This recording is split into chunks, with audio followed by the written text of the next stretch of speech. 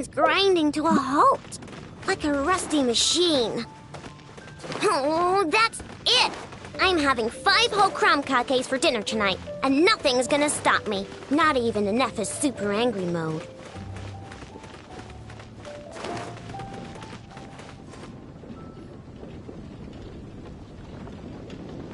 Jean! Hello, you two. I'm glad you got my letter. Durin's awake and waiting on the bench over there. I'm here if you need help. Just give me a shout. Don't worry about us. We'll be fine. Oh, hey, you two. I just remembered what happened right before I passed out. Thanks for holding me back. I shudder to think what might have happened if you hadn't. I'm fine now. It's just... a lot of people seem to have forgotten me. Don't worry. We'll figure out a way to fix this. Why don't you start by telling us what happened? It felt so strange. After I realized no one recognized me anymore, I suddenly felt like I'd completely lost contact with my body. Abyssal power lies sealed within this body I inhabit. So when I lost my connection to it, I lost control of that power too. It wasn't until I heard everyone calling my name that I was able to reconnect with my body. You lost contact with your body? Does that mean there's something wrong with it? Sounds like we need Albedo more than ever. I don't think the problem lies in Albedo's alchemy. Huh. But then, why are people forgetting you? Guess that's what we need to figure out.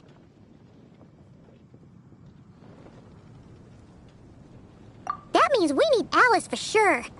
But it's been ages and she still hasn't been in contact. Now would be a really good time for a hint. How could the story's budding branches even hope to reach beyond the towering walls? Leaving the castle, the witch went off in search of the tallest, grandest tree in the whole world. High up in the canopy of that tree, she sought a resting place, a refuge where the little sapling might take root. Go to that place, for it was there that the sapling felt its first breath of wind. Huh? Was that another clue? Does that mean the story isn't over yet? Leaving the castle. It just occurred to me. If this story is all about my own experiences, then wouldn't what happened after I left Simulanka be part of it too? But how could she possibly know exactly what would happen? And even if she did, how could we know when the story was complete?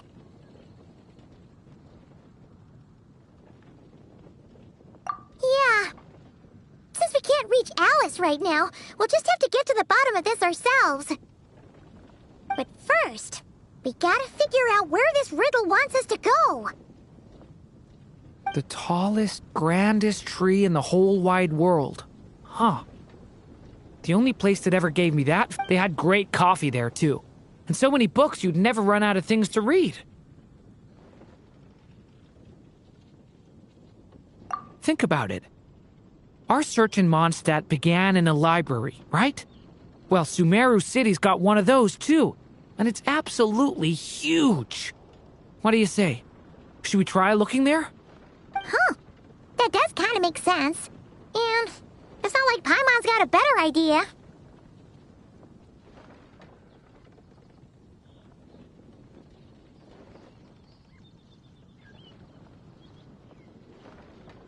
Alright, let's just give Jean and the others a heads up first. Well, it sounds like you've got a plan, so I won't interfere. All I ask is that you stay safe. Albedo won't be back for some time, and until he is, we can't know for sure how dangerous Durin might be in his current state.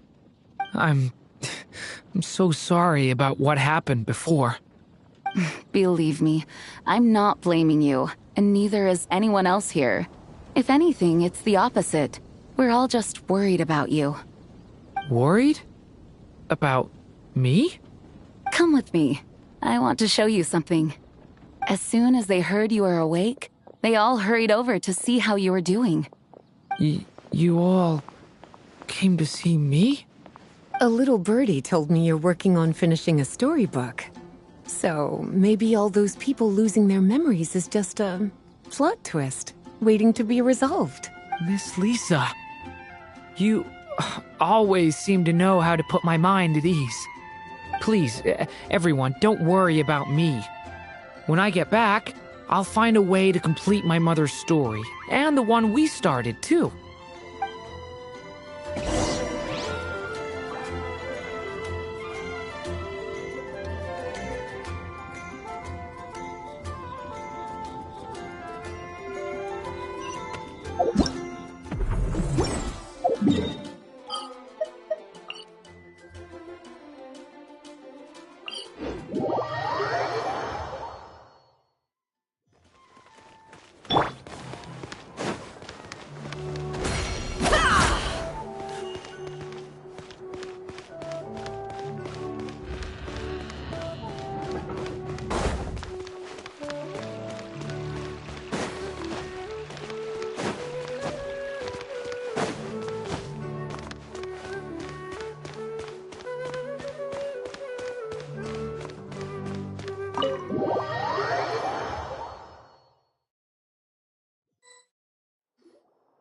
Whew.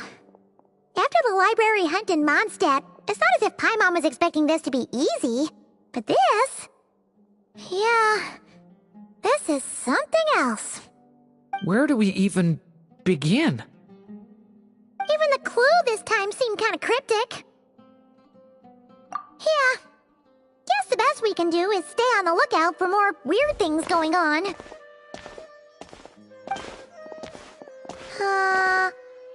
Huh? Sorry, what was that? I'm here to return Volume 5. According to the catalog, Volume 5 of this series is not available for loan. I can't accept the return of a book that was never checked out in the first place. Let me put it this way. My copy is complete. Yours, on the other hand, is missing large amounts of content. So you should swap it for mine instead. Sir, you have to understand. Managing a library is a serious business, and we have protocols in place for this kind of thing. I can't just replace an important volume in our collection based on nothing more than your word. Hey! Look what the Wandering Tom dragged in! Oh, it's you. And, what is it you're doing here? I'm a traveling scholar, as you know. Isn't a library the most natural place for me to be? Well, the last time we saw you was all the way in Notcry. Paimon just didn't expect to suddenly see you in Sumeru, that's all. There were some things I needed to come back and take care of. Some documents had gone missing, so I tracked them down, restored them to the original condition. And now, I'm here to return them. And considering what I'm planning to do next, it feels like a weight off my shoulders. What's going on with you, huh? You look like a kicked puppy. Hat guy.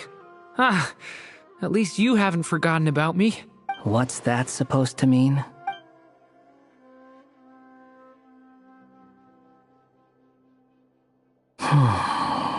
So it's been getting worse. Sounds like you know something we don't. After he left Simulanka, he spent some time traveling Sumeru with me.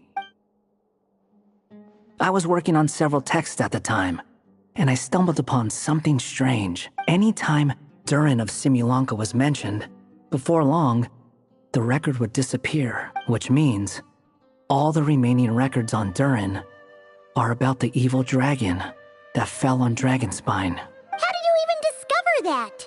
If I remember correctly, Hat Guy loved the time he spent in Simulanka so much that he started writing a travel log. That's besides the point. The fact is, you're not affected by the ley lines of this world. I'm sure you can grasp the implications of what that means. His case is different from mine. It's more like the world itself refuses to accept his existence.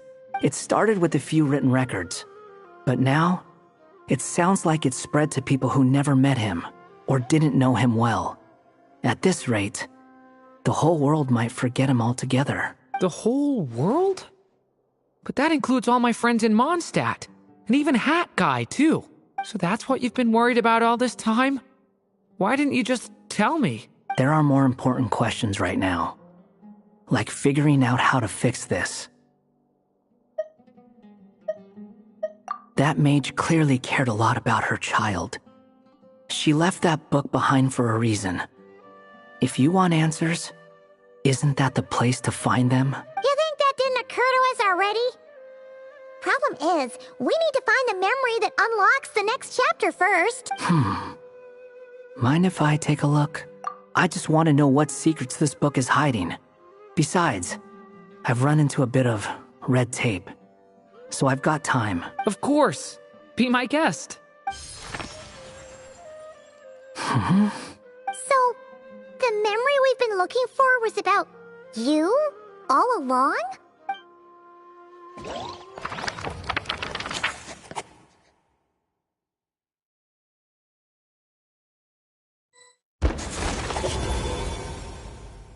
The little dragon became companions with a stray cat with dark blue fur. It was a friendship born of all they had in common. He left his castle at the stray's invitation, setting out to explore the world beyond its walls. There, he grew fond of the outside world, eager to make friends and share the story of his life. Taken by the dragon's story, the stray tried to write it down. But he soon realized that no matter how he tried, it would always warp into the evil dragon's tale.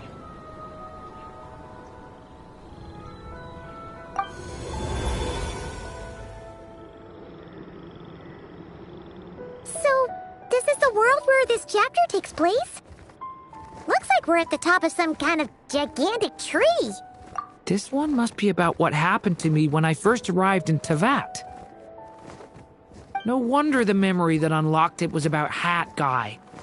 Most of my memories from that period were. Hold on. Anyone want to explain how I ended up looking like this? Maybe you've become a character in the story too. You see me as a stray cat?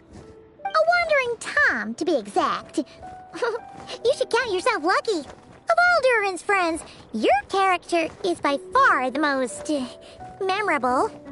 Maybe it's because I've known Hat Guy for longer, so my impression of him is more vivid than the others. Vivid? Then how come you haven't changed one bit? Guess that means the impression the Traveler left was so vivid, it didn't need changing.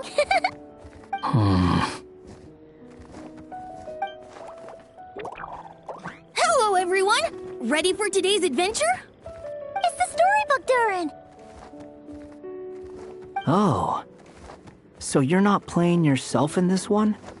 Does that mean the two of you have even more memorable roles to play?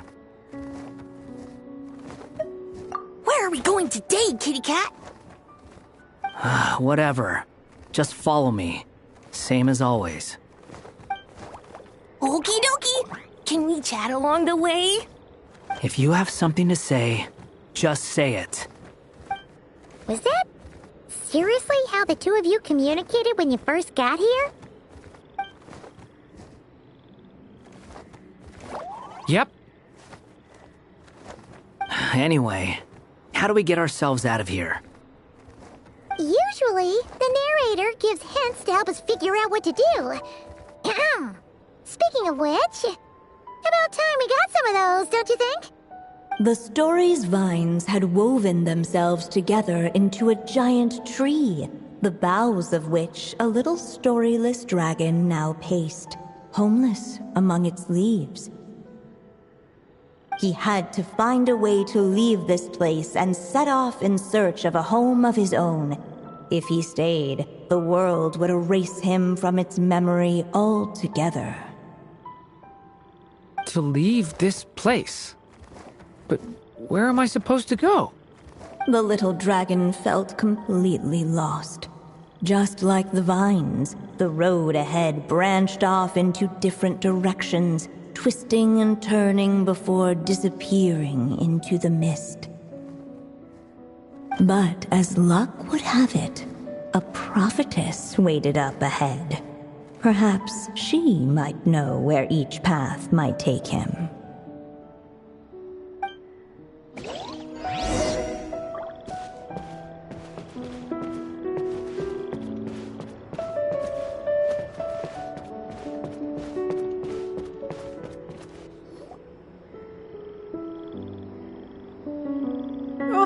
You must be the little lost dragon. It's true. My friends and I are lost. This meeting was no accident. The prophetess was in fact the seer witch, here to present her promised gift. The seer witch? Oh yeah! That's Mona's teacher, right? The old hag? Insolent child. I am the seer witch, your prophetess, not some old hag. Sorry! Now, little lost dragon, I have come to bestow the gift I once promised. A prophecy. A prophecy? Hear me now, for my prophecy is this. One day, the dragon from beyond the castle shall be reborn, and none may avert its coming. The wind took the prophecy and swept it off into the distance. And so, the little dragon was shown a path to wander. As far as I remember, once that alchemist from Mondstadt learned about the prophecy, he chose to stand with you against the evil dragon. So, what does any of this have to do with you being forgotten? Oh, wise witch of prophecy. Could we trouble you with another question? As enigmatic as she was elegant, the seer witch spoke no more, for her thoughts had long since returned to the starry firmament above. Ugh, just when we actually needed her. The seer witch was my mother's friend, so the prophecy she just gave should turn out to be helpful. Well, it's not like we've got better options. But if all we need to do is leave this place, which path should we take? Why don't we take a look around?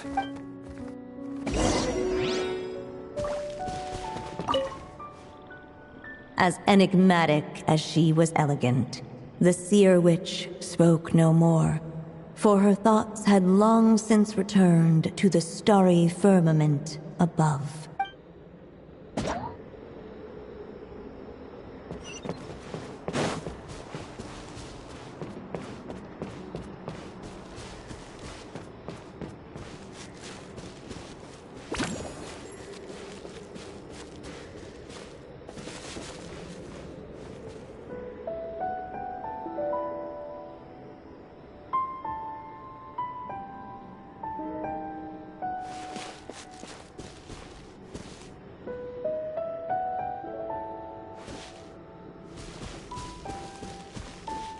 The wind kept blowing, but the little dragon had not yet resolved to follow it.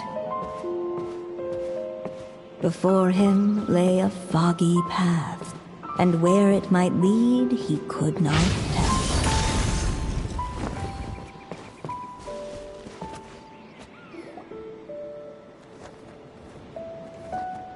If we go this way, we'll be heading back to Mondstadt, just like we planned. Out of all the options so far, this seems like the safest, right? At least we know what happens next. He helps stop the evil dragon from returning, gets a new body, makes a whole bunch of friends, who all just forget about him. But you didn't forget, Hat Guy. I'm just saying, choosing this path wouldn't solve the main problem. You'd still end up being forgotten. Huh. I'm not against choosing this path. I just wonder what secrets it might be hiding. Let me think about it.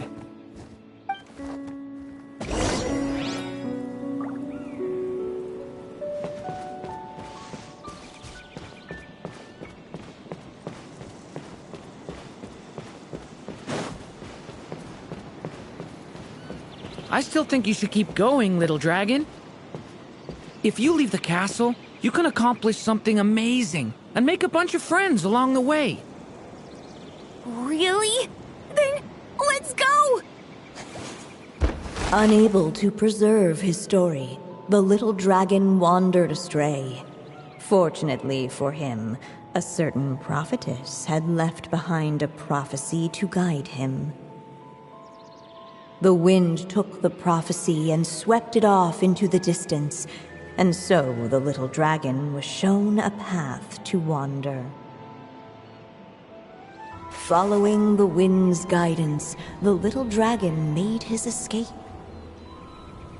In turn, the prophetess affirmed the little dragon's choice, leaving an extra secret as her parting gift.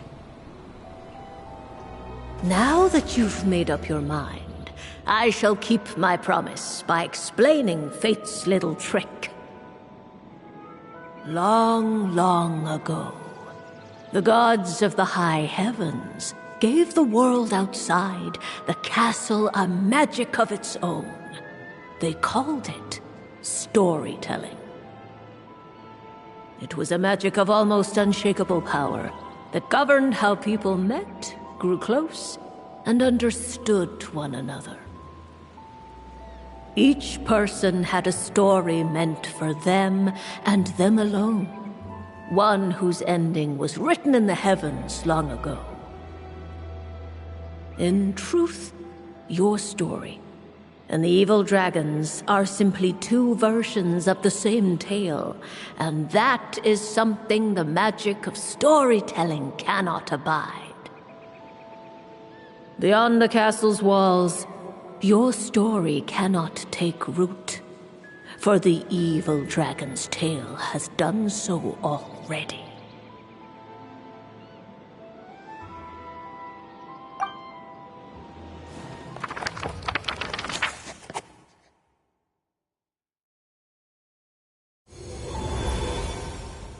So, that was the secret?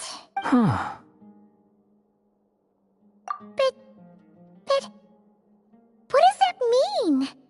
You still don't get it? Simulanka Durin and Tevat Durin share a special kind of connection. Their fates are mirror images of one another. While they were in two separate worlds, there may have been some mutual influence, but their fates were independent. But when Simulanka Durin came to Tevat, a version of his fate already existed there. So, how can two fates exist at the same time? The answer is, they can't. The rules of this world don't allow it. You can't return a book you never checked out in the first place. So, what's Durin supposed to do? Those mages seem to have come up with quite the ingenious solution.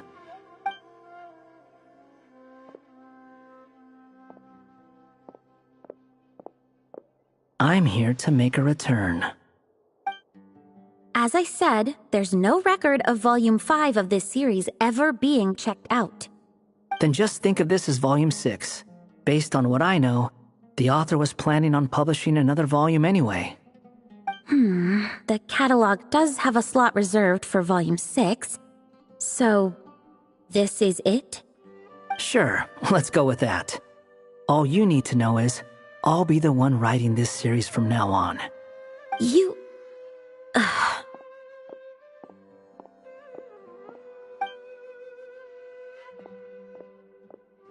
What are you up to this time? Remember the red tape I mentioned before? Well, I just took care of it. Now, I guess you'll be off to see your alchemist friend? It should be pretty obvious by now. He has the answers you're looking for. Well, we do have a whole bunch of things to confirm with Rubedo, that's for sure. But didn't Jean say he'd be gone for quite a while? I'll join you. Just let me know when it's time to go. Hat guy? Don't sound so surprised. I'm part of this story too, aren't I? I'm just playing my role. Well, yeah. But it's not that. I just feel like you want to help, but something's holding you back. When I first realized you were being forgotten by the world, I thought it might be because you spent too much time with me. I even thought cutting our ties might be the only way to fix it. Why would you think that?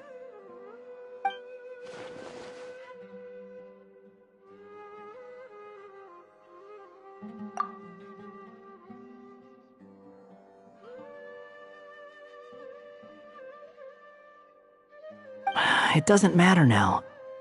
Judging from the answer this book has given us, I was probably overthinking it.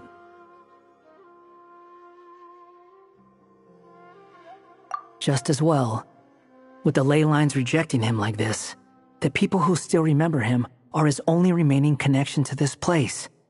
If that last fragile tie was broken, who can say what devastation his unbound body might unleash? And to think I'm one of the people keeping you here, instrumental in helping change your fate. Can't say I saw it coming. Well, if it's good enough for Hat Guy, it's good enough for me. After all, he is about as odd as humans get. Excuse me? With some people, even if you try asking a simple question, they'll always give you a complicated answer. And the more you ask, the more complicated it gets. Truth is, Hat Guy's just that kind of guy.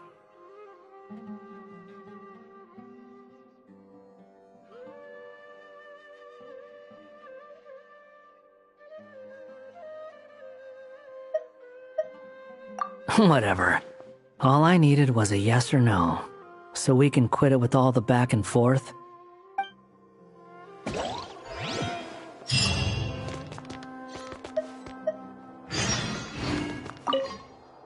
I'm sticking around for the next few days. So, when it's time to go, you know where to find me.